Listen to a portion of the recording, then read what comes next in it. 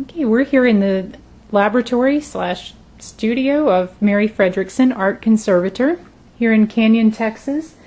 And the first question I'd like to ask Mary, what are some of the first steps you take when conserving a work?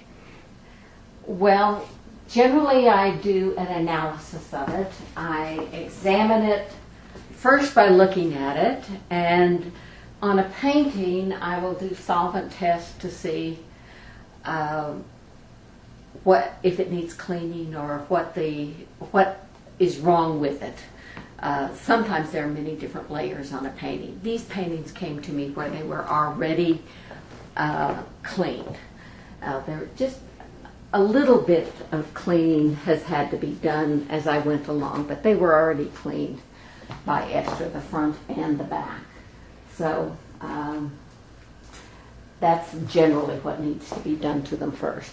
Okay, so how are they cleaned? Is that with just a series of special chemicals? And yes, and that depends on what the varnish is on them, what dirt is on them, how many layers of paint and overpaint is on them. Sometimes you'll find a painting that has two different paintings on it, one on top of the other. So that just depends on what happens to the painting during its lifetime. And that involves a lot of chemistry because you don't want to strip the painting, and a lot of care. Yes, I imagine it's a very delicate process because you want to remove the dirt, but you don't want to remove what the artist originally put there. That is 100% correct. And particularly in an older painting like this, the artist worked sometimes with layers. He could put a layer of a wash on there, or a thin layer of to give a tonality on something, and so you don't want to ruin that by taking it off. You could maybe see that a little bit up in the angels' faces on their cheeks, how delicately that is fanned out, the color up there in the little cheeks of the angels. And so you wouldn't want to remove that when you were cleaning.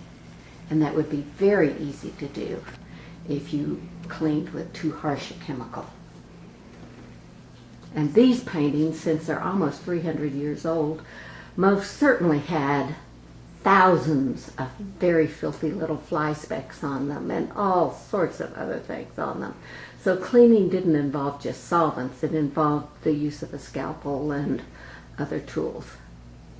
So front and back had to be cleaned. So some of the things you actually had to scrape off of the surface. Yes, they were torn in places and had holes in them, but they were still in good enough shape that they are still in the original canvas. The tears and holes have been mended. If we come around to the back, we can still see, let me move this a little bit, and you can come around and see that the back of the canvas is still in very good shape. And if you can go around back there, and I'm going to turn a light on the front, and you go around to the back, and you can see that the canvas is still in very good shape.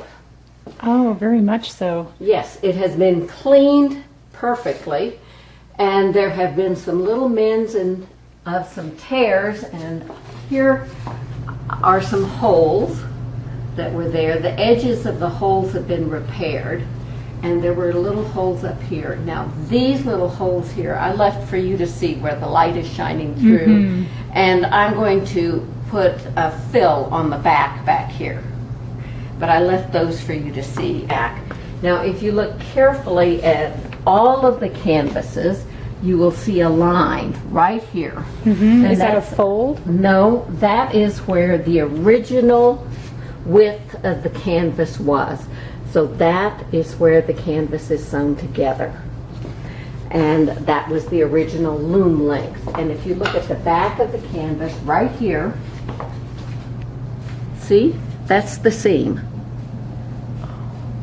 See how it was sewn together? And that's held together very well over 300 years. That has years. held together perfectly. Isn't that beautiful? The stretcher frames are new, and I have put them on the stretchers, and all of them have been stretched twice.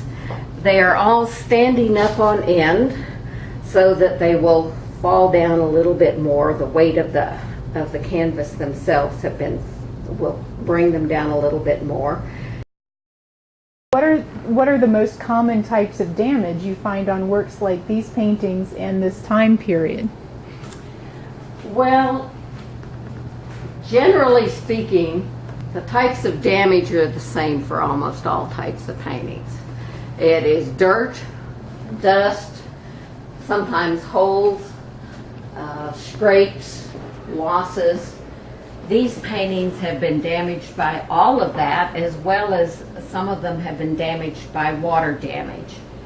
If we look at this one in particular over here, we can see right here in this area, you can see all sorts of little tiny lines where the losses are.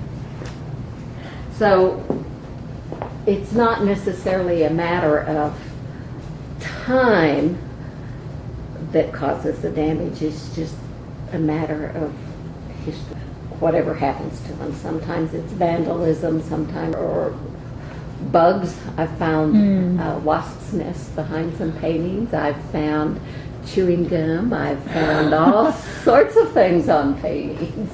Things you just couldn't even begin to imagine on paintings. Wow. What modern materials do you use when repairing the damage or to compensate for it? Well, as far as modern materials, I use a combination of old and new materials, and I've set some of them out. And by old and new materials, I have a very limited palette, and I'll show you here. This is a cleaned up palette. Very few pigments, as you can see, and I choose my pigments very carefully, and they are ground pigments, very few of them. I take the ground pigments and then I mix them in a varnish that I make myself. I make my own palette by taking the ground pigments, ones that are extremely stable to light. And I don't use oil paintings. For example, one would say, well, this is an oil painting, why wouldn't you use oil pigments to paint on there?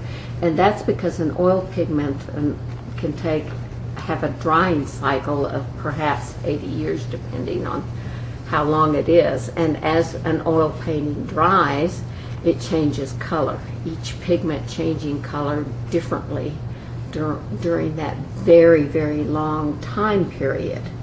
So I don't want my colors to change as they dry. I want them to match exactly as I put them on the painting. So I make my own.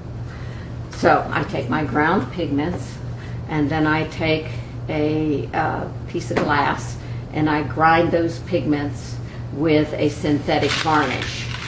And the synthetic varnish is a polyvinyl acetate resin that comes like this. And so I grind it in the polyvinyl acetate resin that I dissolve in solvents. And once that's done, it'll end up looking like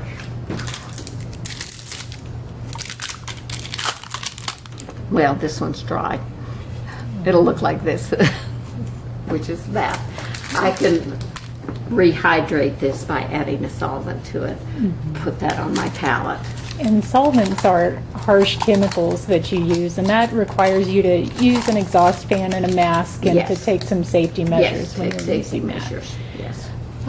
So what are the pigments made from? The pigments are generally earth.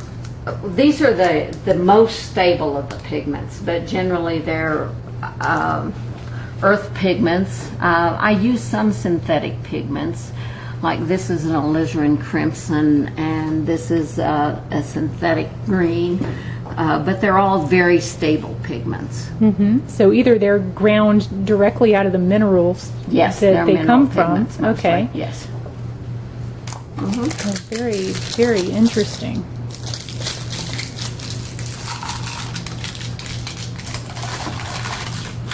Okay. And what is this this pounder thingamabob here? The stick with the Oh, this is a maul stick. I'll show you. When I'm painting and I don't want to rest my in painting, because we don't paint, we in paint. We only do areas of loss. And I don't want to touch the painting, then I can rest my hand or arm like this. And I'm not touching the painting. And it gives me a certain amount of stability. and I see you have this ladder here as well. Well, considering yes, it's a because- pretty big picture. Yes, so that way I can get up to the top like this. In fact, it is big. So I'm generally working up like this. I was working on the angels today, so I can get up there. And sometimes if I'm working just on one color, which nothing is ever one color, it's all sorts of different colors within that one color, I'll go up and down and work around a bit.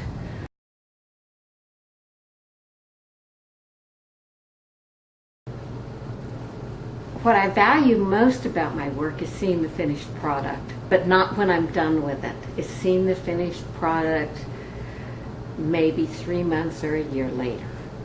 Then I really like it, but not immediately. And I like it when I get to talk about it and try and make other people understand what it meant to the person who was doing it, and why, for example, why these paintings were done. The people in Mexico didn't speak Spanish and didn't read Spanish and didn't write Spanish. So the monasteries were in charge of teaching them about Christianity. And the way they did it was through the paintings. They taught all the Bible stories through the paintings. And they had magnificent churches. And so they chose wonderful, wonderful painters to paint the Bible stories. And that's what these paintings were. They were the Bible stories. So Antonio de Torres was a teacher. He was a teacher. And that's what he did. And that's what these paintings are. And I think he did a wonderful job.